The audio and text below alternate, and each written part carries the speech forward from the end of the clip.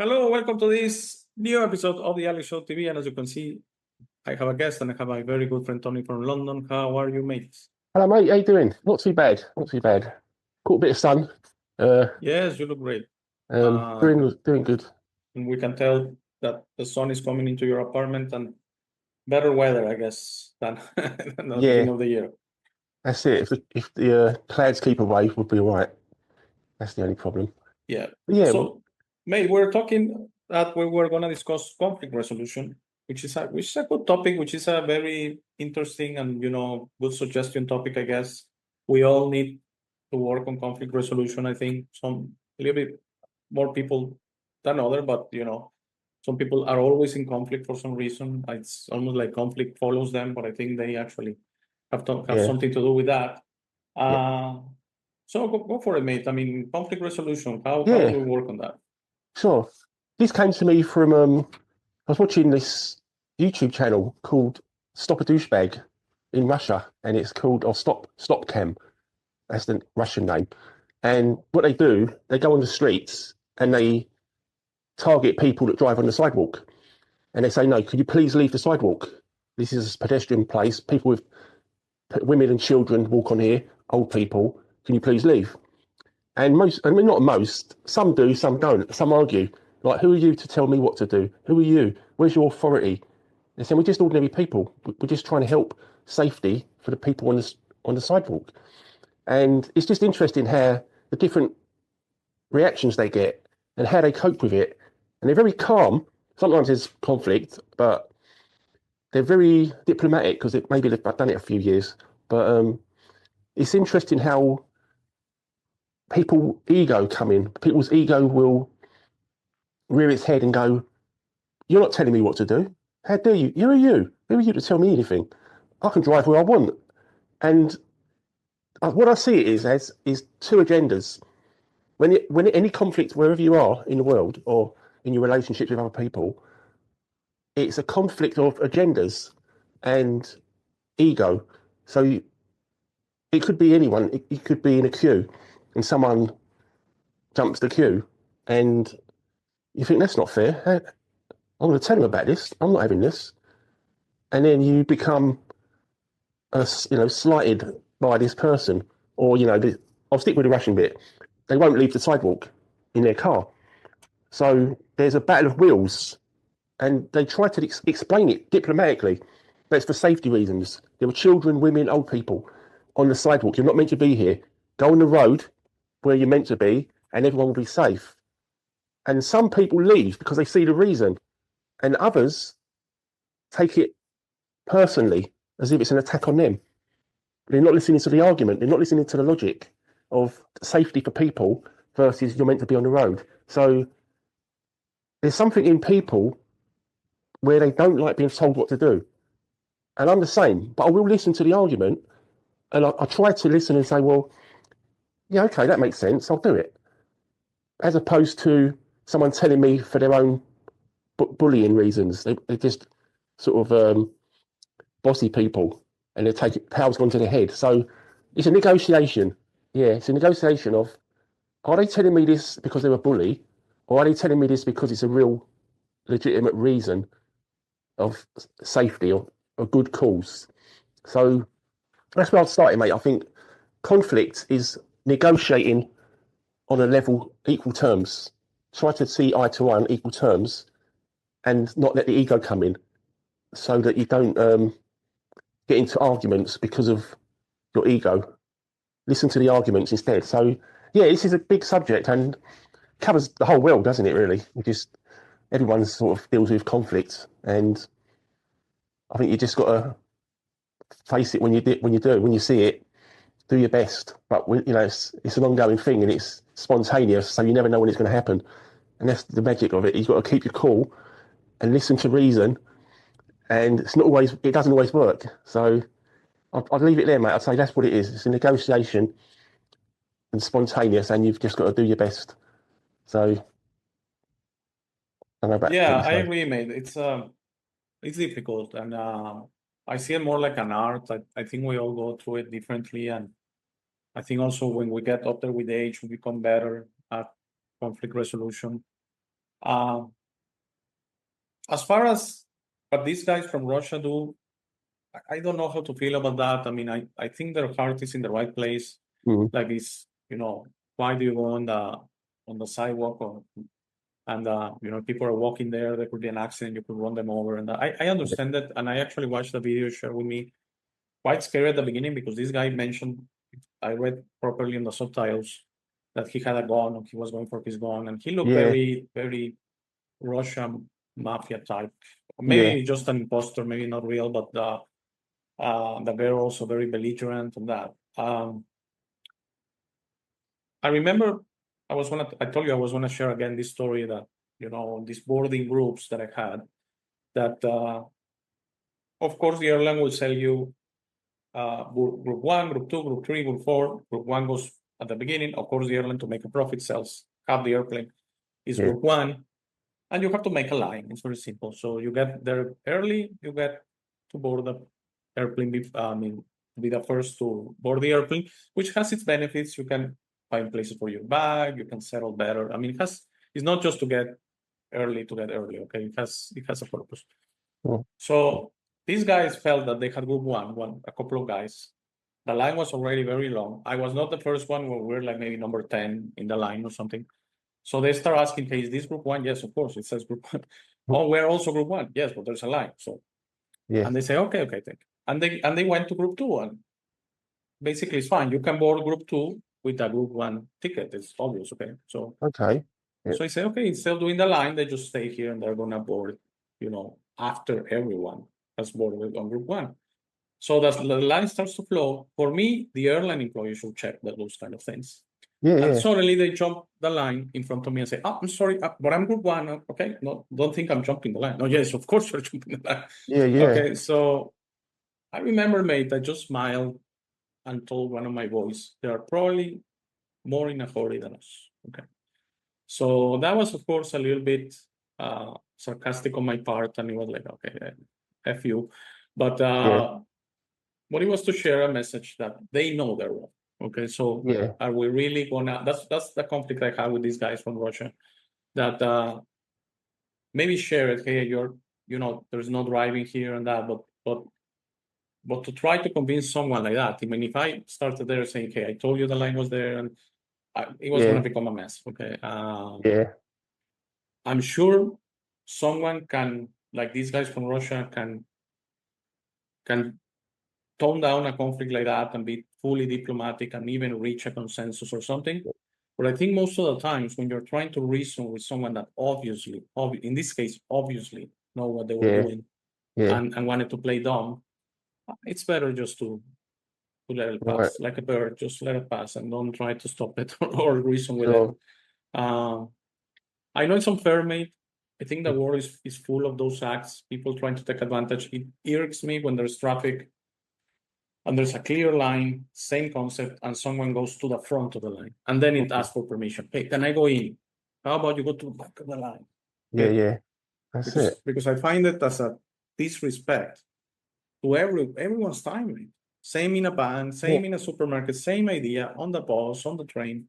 I mean, why?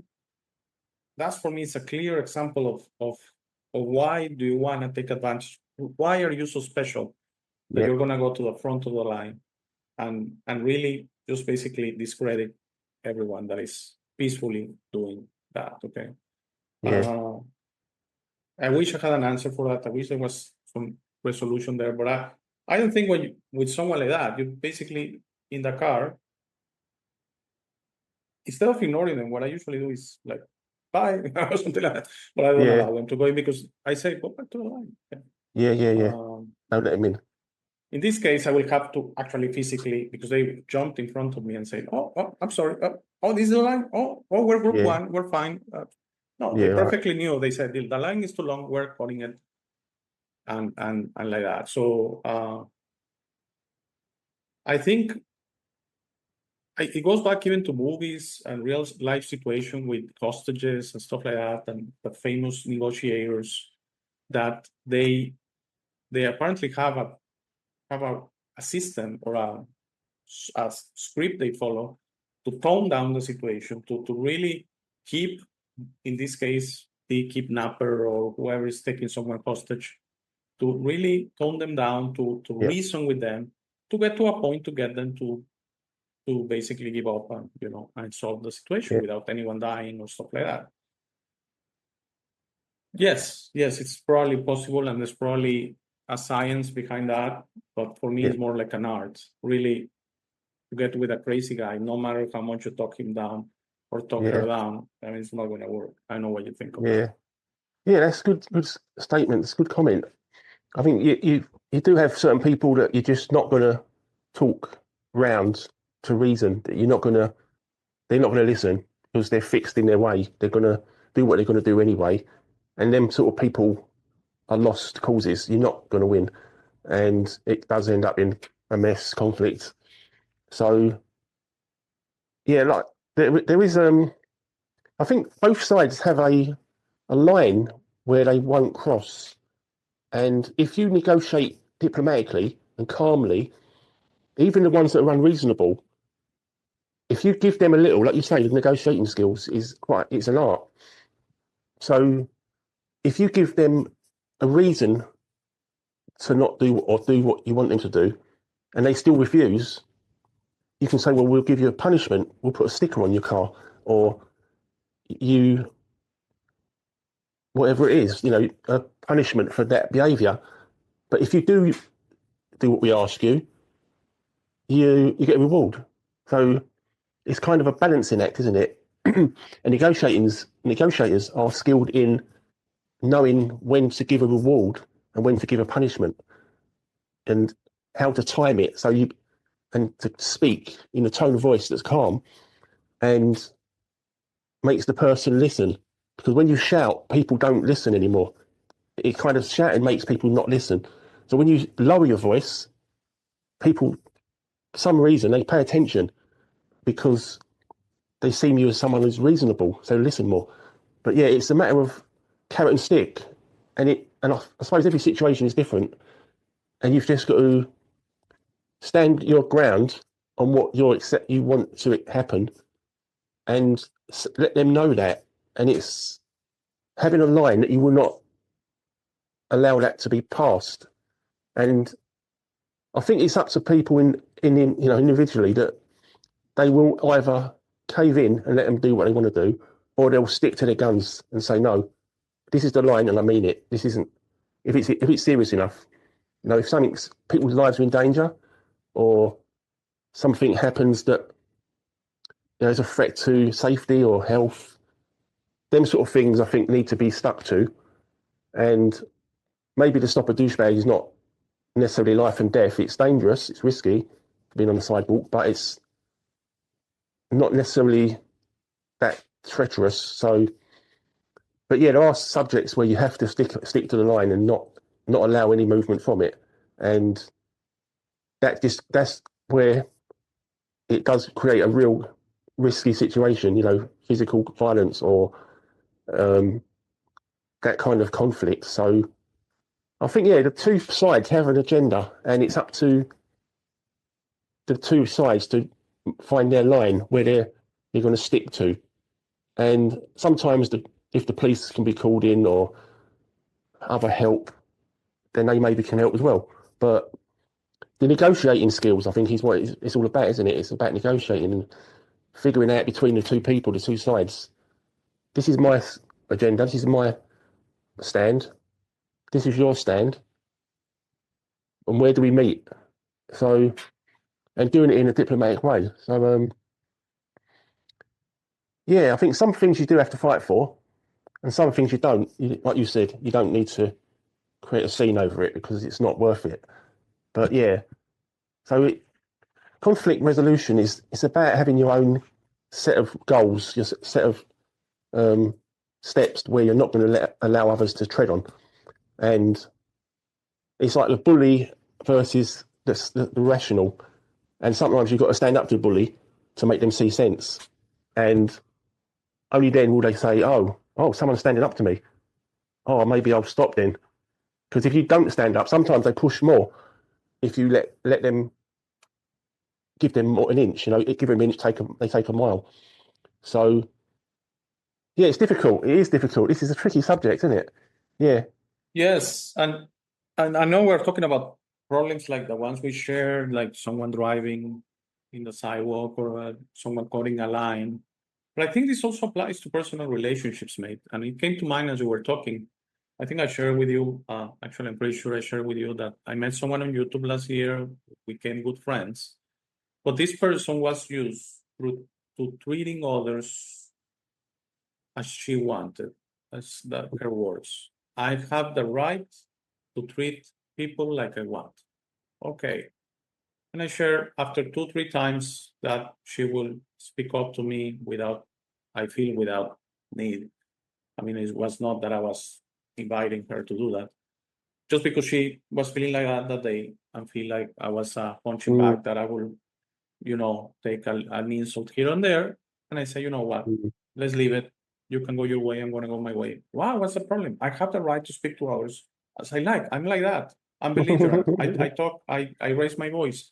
Yes, and others have the right to not like that Yeah, and say goodbye, take the road, and I'm going to take my road because it's not that's it. nice. Yeah, So this idea that some belligerent people say, I'm like that.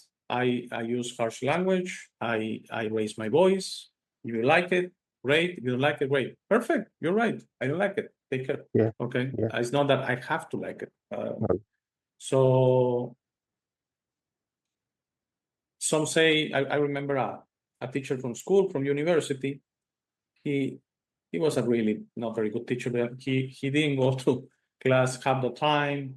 Sometimes he would arrive half an hour late. Like he didn't really care at the end. So at the end, we were all kind of failing because we really didn't get Mm, proper teaching during the semester, yeah, and it was a pretty not important, but for me interesting was uh, forecasting models, which I something I really liked and I really took over personally afterwards.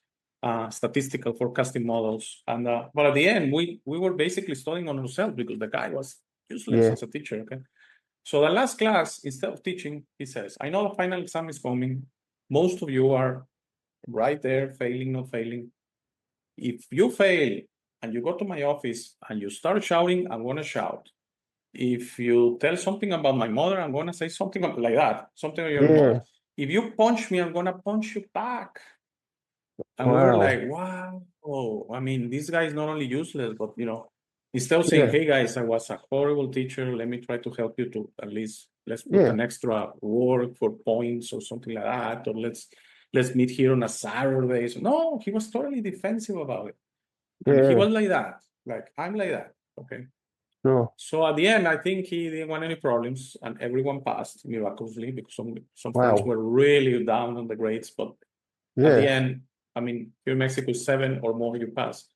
At the end, you see the list is public. I remember I got an 8 actually, which was surprising. But I think he pushed the grades up to say, "Hey, let's avoid conflict. If everyone passes, they're gonna kind of forget." Oh, okay. So, but that stuck to me, that really arrogance to say, "Hey, you Yeah, shout, I'll shout. If you punch me, I'll punch you." I mean, come on. So sometimes I think conflict, mate, is like you know you're doing something wrong, yeah, but something inside you is like, let's be a bully, let's do violence, let's do shouting, to raising my voice, to using harsh language, to even using physical yeah. violence, like this guy saying, "If you punch me, I'll punch you." Uh, to try to stand like that. Just And I justify think it. that's the basis of wars, mate. Things that could Yeah, have been solved with talks, yeah, with two countries talking, things just start jumping and one throws a missile. Well, in that now a missile, and a while back just send armies or whatever, boats, and the war starts. Okay, yeah. It- yeah, it's ego, so isn't it? Ego. It's ego, kind of that's like right. Yeah, it's like I'm not going to change. I'm not going to put in the work, the effort to meet you halfway. I'm not going to put in the effort to do what I should do because I can't be bothered. I'm lazy. I'm selfish. So deal with it. And they're justifying their own poor behaviour and expecting you to make up the slack. make up the difference, or do it yourself. I'm not doing anything. You do it. I don't want to put the effort in. So it's almost like if you look at that behaviour, it's like a child throwing a tantrum. Like the mother says to the child, "Come and eat your dinner. Eat all your dinner. You're only eating that. You're not getting no dessert after if you don't eat your dinner." And the kid throws a tantrum. "No, I'm not eating it. No, I want my dessert now." It's like they're demanding the easy way out by throwing a tantrum. And that's what adults do when they tell people, "No, I want it my way. I want it. I don't want to do that. I don't want to put the work in. I want it. I want to cut the queue. I want to park on the sidewalk. I want to steal money. I want to lie. I want to cheat.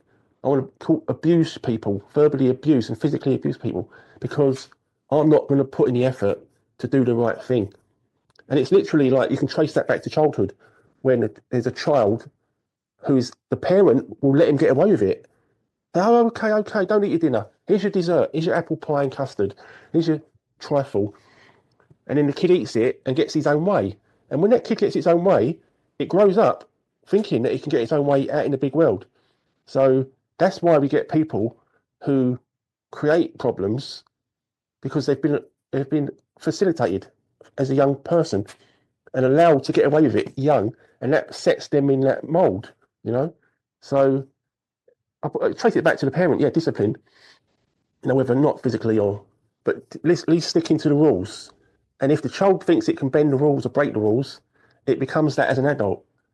And I think, like you say, that's it. All the wars are.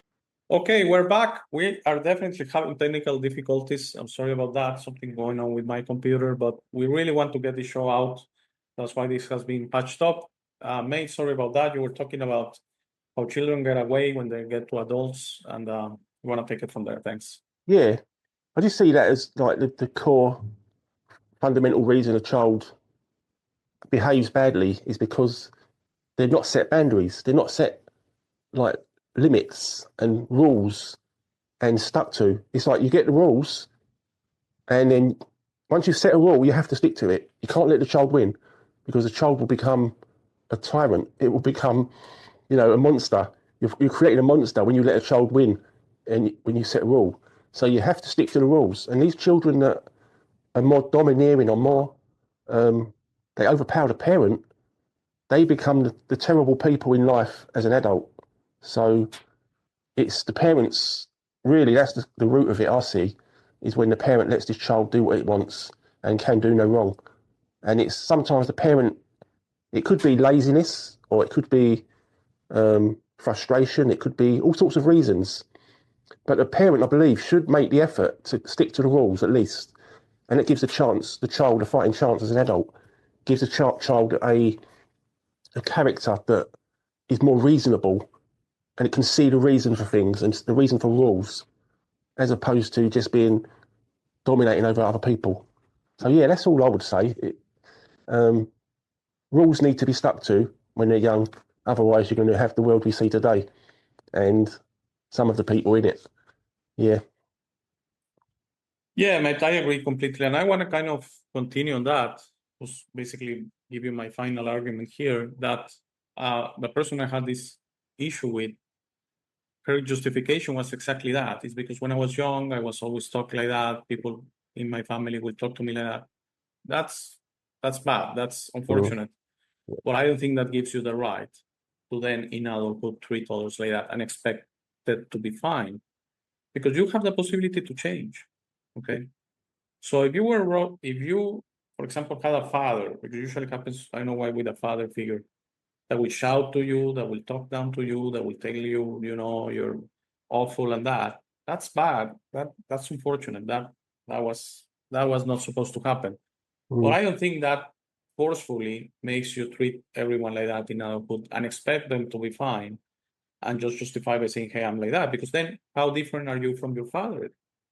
I mean, if you replicate the same things, then you're basically the same thing that you're complaining about.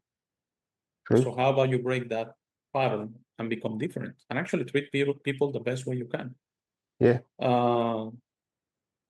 Because again, this justification And some people are like that. I'm gonna drive on the sidewalk. I'm gonna drive the wrong way. I'm gonna go to the front of the line because I don't care.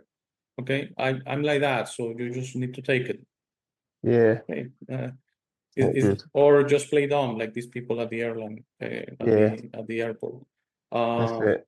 That doesn't make it right. And you didn't win. And these people felt so smart, like, oh, we didn't make the line, and all these idiots were there for half an hour, and we just went to group 2 and jumped in. Yeah, Well, yeah. that's not smarts at all. That's Mm-mm. just, if you would have found someone at your level, in the sense of, you could have Yeah. had a problem, okay? And basically Yeah. maybe push you out of the way and say, go back to the line or something That's like that. it. Yeah.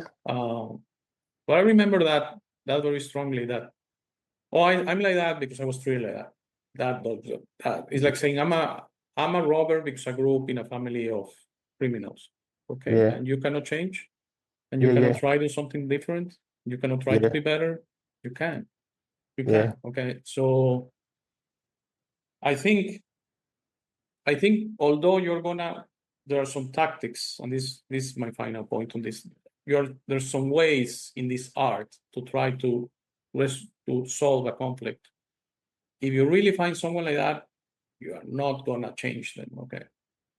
So I'm not saying what's the point. I'm just saying, for example, if there's like in a business environment, that you probably saw it when you used to work at that office you told me about. But there are Yeah. some people, mate, that they are never at fault. Yeah. No. It was this. It was that. It was the supplier. It was the client. It was you. It was whoever. It was the other department. They Yeah. are never fault. I No. remember in my first job, it really created a lot of stress to me, because when this person was in meetings and that, I knew, and for some reason, he picked me to be the designated culprit all the time. And he said, "Oh, it's because Alex, I send a message to all Alex, and Oh, I send no. them, yeah, like Trump type, like all Scapegoat. inventions, like I sent a message to Alex, but he didn't reply. So Yeah. in that case, I was, Passing the buck. yes, in a way, I was like, and I remember my boss told me, you need to fight back because this guy is really picking on you. Yes. Yeah. So the next time he said that, he said, where's the message? Share it with everyone. And, oh, no, I don't have it anymore. No. I said, you're lying. And I remember one time I thought they were going to fire me, because I got really emotional by saying, you're lying and you're always picking on me because you don't do your job. Yeah. Yeah. That's it. And Good. he was Good. like, wow, this guy fought back. And sometimes, once in a while, you have to really, Yeah. when someone right now picks me in a bad day, the bank or whatever, recently I had an issue with a double charging of insurance. Sometimes you really, and if you don't do it, then maybe just tell them, okay, this is the story. I'm not gonna fight Yeah. it, but this is, don't, Yeah. you know what I'm trying to say? Yeah. Yeah. You let them know that this is enough. Enough's enough. Yes. Sometimes it's like that. And it's like energy, isn't it? You can't allow one-way traffic all the time. You can't allow this abuse to carry on. It's like they need to see an incentive from, like, say, in that situation you just described. They need that bully, like blaming you. He needs to see an incentive to change, and that incentive to change is you putting him in the spotlight and telling him what he's about. And that could be the turning point where he changes. But it is about incentive and motivation. Yeah. Well, the story in that case was a little bit different. He started picking on someone else. This guy has already figured me out, until eventually management figured him out. Okay. Yes. But took years, man. Years Yeah. that he will do the job, but he was always the supplier. He was always this. He was always someone else. He was always some department. And one thing he spoke very good English. He was very good friends with the Americans in the company that were the managers and that. So he played that political game. And some people are like that for years, and they get away. But I think eventually you are figured out. And despite he had a couple of good friends in the management group that were protecting him, I knew after I left the company, like a couple of years after, that he was fired. Okay, enough is enough. So it for me it's so unfortunate, man, because if we could really, and this kind of my final suggestion, we could really just treat each other nicely and honestly, and just good, and not trying to take advantage of others all the time, like doing that kind of thing of the line, like really going 10 minutes before in the plane? Do you really want to disrespect the time of 40, 50 people and feel you're so smart because in a way you didn't put the effort and you were able?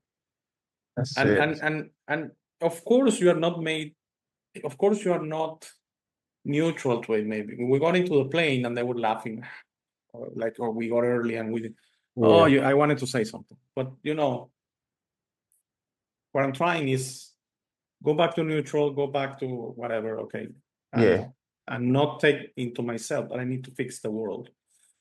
Maybe that's my little disagreement with these guys from Russia, that, you know, it's fine what they're doing, but if we really try to fix all the world and try to tell everyone what they're doing wrong, I mean, I don't know. Yeah, I see you. Yeah, I see that what you're saying. Yeah, it's a bigger imposition on people, isn't it? It's like they take it offensively, being told what to do. But yeah, I think you're right. Great summary, because those people that break the rules and take liberties, they do it because their ego wants to feel special. They want to feel like, I'm special. I got to the front. Look, I got a special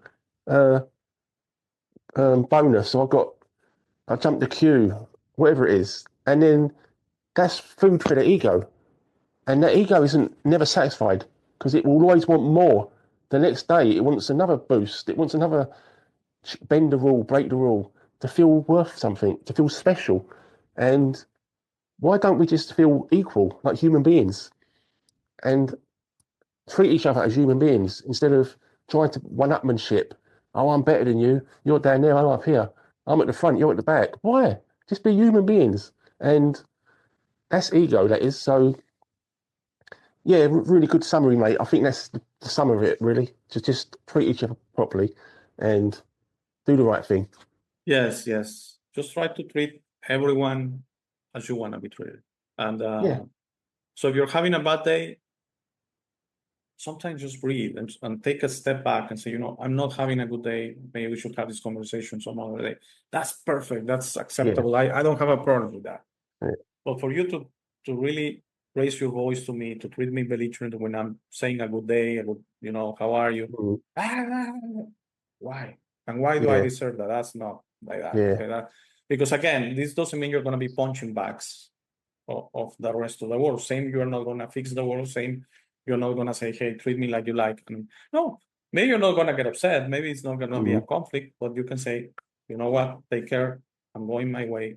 And I think this person was really surprised that I was like that. Maybe I think she's very upset at me that I reacted like that, like saying, why? I have the right to treat people like I want? Well, you think you do. If you think you do. Usually people like that and a lot. You maybe felt special. If she's abusing people like that, in her world, in her mind, she's special because she's got that privilege to do that. But it's not good. It's not a good thing. It's a bad thing. And she sees it as a good thing. I'm special. I can abuse people. And usually belligerent people, I remember the friend we had, but the guy out there in Wake in the Future in the comments, they usually need to have the last word. They think they won the argument. A few things that work that way, and they are not used. I mean, I would love for the Russian guys to have an argument with this guy. I don't know how that's going to end. Okay. And I don't know if you remember that this guy had a four-way chat prepared. I know you know that story because I think it came out. And they had Tony, the other Tony. Okay, Skipper. Yes, you remember that they were gonna have that four-way chat. Oh, Joe and Tony pulled out, didn't he? Harmful. Yes.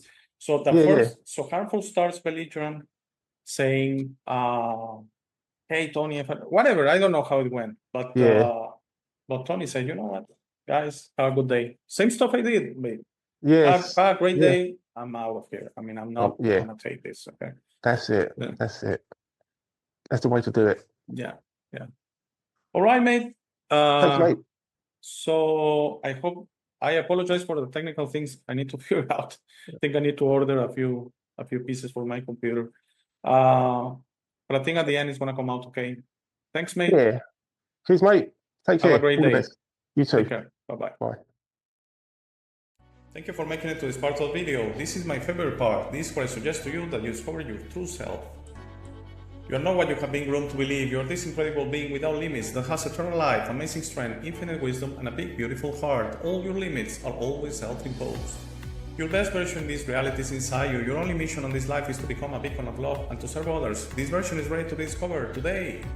How do you discover your true self? The discovery process is a personal one. No one can do it for you. Dedicate 5 minutes a day to talk to the universe. Simply ask, who am I? Where do I come from? What is my purpose? You will start getting signs, breadcrumbs, and signals. You will notice how your notions about this reality start disappearing. No more hierarchies, no more competition, no more complaining, no more depending on others. Discovering your true self equals to real freedom. Your self-imposed limits will fall and you will be ready to understand this reality, but you must be patient to allow others to wake up at their time through their own free will. That will be really soon, you will see, and that will set up a new world. As you work towards your best version, you will notice how all emotions don't serve you anymore. Hate, fear, rage, pride, lust, envy, violence, justice through violence, judgment of others, and other emotions will disappear from your mind and heart. You will understand those emotions serve only your egoic mind and are not you. Please try to be understanding of others that don't think or feel like you. Everyone has a process. No one is right or wrong. We're all just different. Don't be concerned about being right, ever. Don't allow pride preventing you from patching things up with family and friends. It is very important you enjoy this life with your loved ones. Put in the work to patch things up and leave it to others to decide. Thank you very much for watching. Please share, like, and subscribe. If you have any comments or suggestions, please use the comment section below. For private questions, conversations, and if you would like to appear on the show, please email me at hey@thealexshow.tv. Thank you again. Please don't forget to visit our website www.thealexshow.tv. By giving me your time, you honor me. Have a very, very, very nice day.